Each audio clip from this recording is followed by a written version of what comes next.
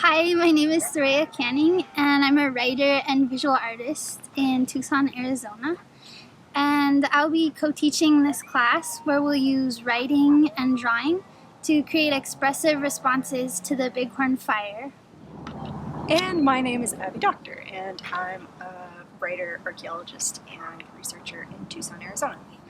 So for me, art it can be a tool for a lot of things, for reflection and exploration, and even for healing. So art has a lot of everyday application.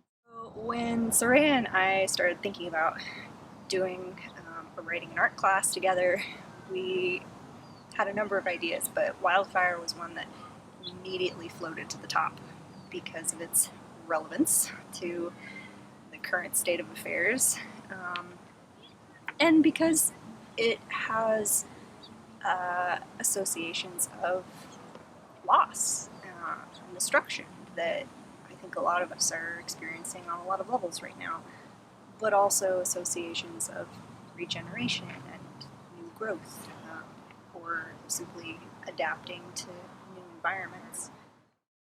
In this next section, we'll learn about Sky Island ecosystems and fire ecology. You are invited to follow along while quick drawing images that help you remember concepts. Using artistic expression in this way is a fun, visual way to engage with learning material. In short, we are inviting you to doodle. What you choose to doodle is up to you, but keep it simple. You need not create a detailed masterpiece. Along the way, you can jot down a few words relevant to your drawings. If needed, listen to this section multiple times while contemplating your drawings. I'll be using a water-soluble Pilot pen, which is available at stores like Staples or Office Max. You can apply water over the pen to turn it into a wash. I'll also be using a black watercolor marker.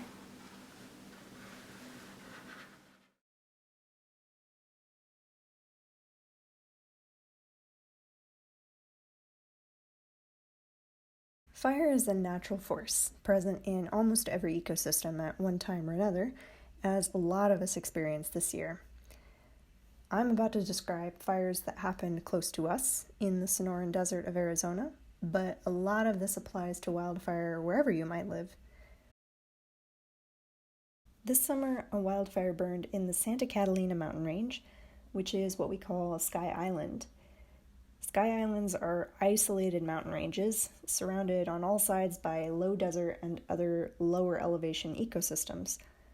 So for plants and animals, these sky islands are a connection between the subtropical mountain ranges of Mexico and the Rocky Mountain ranges to the north. More than half the bird species in all of North America can be found here, and also jaguars and agave plants, saguaro cacti, and tortoises, and that's just a few. Fire is pretty common on Sky Islands, partly because of frequent lightning strikes. To understand how fire works on a landscape, you have to ask a lot of questions, like how hot did the fire burn? What plants and animals are living there, and what are their adaptive responses to fire? What is the topography like? What are the characteristics of the soil? Is there surface water like lakes and streams? And when was the last time this area burned?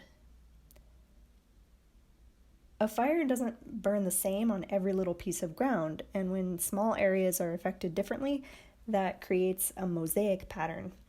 So one spot might burn hot and be completely cleared of living trees, but right next to it might be an area where a few trees survived, and right next to that might be another area that wasn't burned at all. So the mosaic of environments actually increases the diversity of species in an area. And this is exactly why many indigenous people here in this region and all over the world used small controlled burns to encourage the growth of certain plants and animals. What does it mean to be adapted to fire? Some species have been experiencing wildfires for a long time and have strategies for dealing with it. Fire can even be part of a plant's life cycle. Pine trees have thick bark that protects from the low intensity burns, and a fire's heat encourages their cones to open and release their seeds. And one species of wild tobacco, Nicotiana attenuata, has seeds that actually respond to the chemicals in smoke. And it's not just plants. Bighorn sheep love open areas and more of a view, and they might expand their range into new areas following a fire. However, right now we are in a decades-long drought period, and some species have a very hard time recovering from fire under those conditions. A baby ponderosa pine tree that reseeds after a fire has a hard time surviving in hot, dry spells. And since oaks are able to resprout from the roots after they've been damaged by fire, some sky islands that burned in the last 10 years have transformed from those shady pine forests to oak woodlands and grasslands. So the time after fire is always one of huge changes, new growth, new opportunities, and also grief for the loss and the suffering. And I hope our writing and art activities will tap into this mix of emotions and experiences to help us create